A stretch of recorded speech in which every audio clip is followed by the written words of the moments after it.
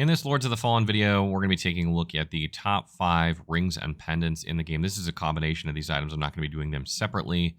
But I want to go through like which ones I think are the best in this game, and I think a couple of them are being slept on by people maybe not quite understanding how they work. Before we get into this top 5 though, I do want to mention one honorable mention, which is the Blackfeather Ranger ring. And what this ring does is it increases your crossbow and bow damage by 20%. This is a huge amount of damage, and I think a lot of players who are playing a bow or crossbow build don't quite understand how much damage they can get from this ring.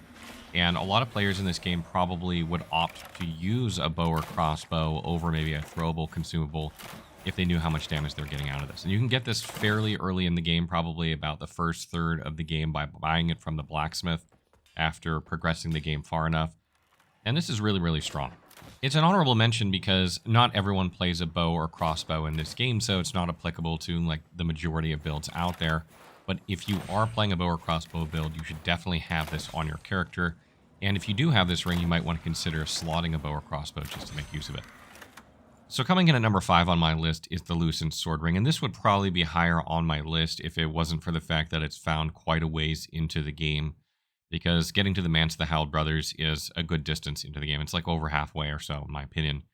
But this increases your physical damage by about 15% or so when you're at full health or almost full health. That is a great increase in damage for staying at a health threshold that you probably would be playing at anyway. Most players that are below half health tend to heal, and when you heal at around half health or less, you typically go up to full health or pretty close to it anyway. So that's a lot of damage. And the thing is it only applies to physical damage. A lot of weapons in this game have split damage types, whether that's between physical and holy, physical and fire, physical and wither.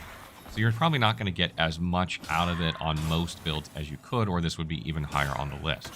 But you definitely want to have this if you're using a weapon that is like 100% physical damage for sure.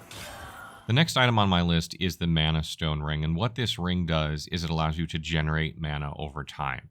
This is a really, really strong effect. You can get a similar effect to this from runes on shields, which is great. But if you're playing a pure caster, you're trying to play a character that is predominantly a caster in Lords of the Fallen, this is absolutely a ring you're going to want to get. Now, this ring would probably be higher on my list if not for a couple things. First of all, you don't get it until very far into the game because you have to acquire a specific armor set that you need to talk to the tortured prisoner with in order to unlock this from her inventory. And that is found in Upper Calrath, which is quite a ways into the game. And secondly, it's not hard to get consumables that give you back mana in this game. So if you were really min-maxing a mage build, like end game, you would probably stack consumables in order to regenerate your mana, and you'd have rings and a pendant that increase your damage so that you're hitting as hard as you can with every cast, and then just, eat your consumables like candy if vigor is not a problem for you. However, if you are still playing through the game, you're like halfway through and you don't have a lot of vigor to spend on consumables, and you want to kind of enjoy your spellcasting experience without having to worry about farming consumables, this is really, really nice. And coming on number 3 on my list is the Crossbowman's Ring. And why this is at number 3 on my list while the Blackfeather Ranger is at 6 or honorable mention on my list is because this reduces the ammo cost of a crossbow bolt by 1, which is exceptional in this game. There are a lot of strength or agility or strength agility quality builds out there that are not probably taking advantage of a ranged option in their crossbow, and they can do so more effectively with this ring in their build. Because there are a lot of rings in this game that affect, physical damage, but a lot of weapons are split damage type, by having this ring instead of maybe something that boosts your physical damage, you're going to extend the amount of crossbow shots you can fire by about 50%. That is a huge increase. And even though there is an umbral eye that makes it so that you take wither damage when you shoot instead of consuming ammo, that's not found until very, very far into the game. You can find this one much sooner, which really allows you to take advantage of your crossbow to get you out of very dangerous situations. There's a lot of situations in Lords of the Fallen that are made easier by simply picking off 1 or 2 enemies with your crossbow, or maybe softening up a very difficult enemy before you engage in melee. And by giving you the flexibility in order to use this more frequently and not have to worry about your ammo count or how many consumables you have, it's going to be a very, very deadly ring, and I think it's one that's definitely slept on by players.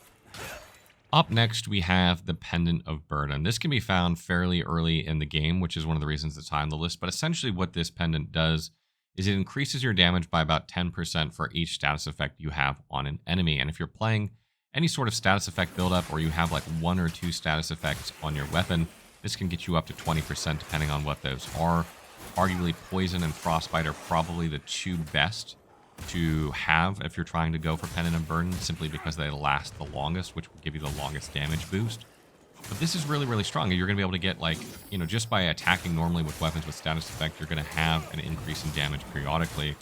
And that's really, really strong in this game. And again, it's a percentage increase to your total damage. It's not an increase to your physical damage, which is why this is higher on the list.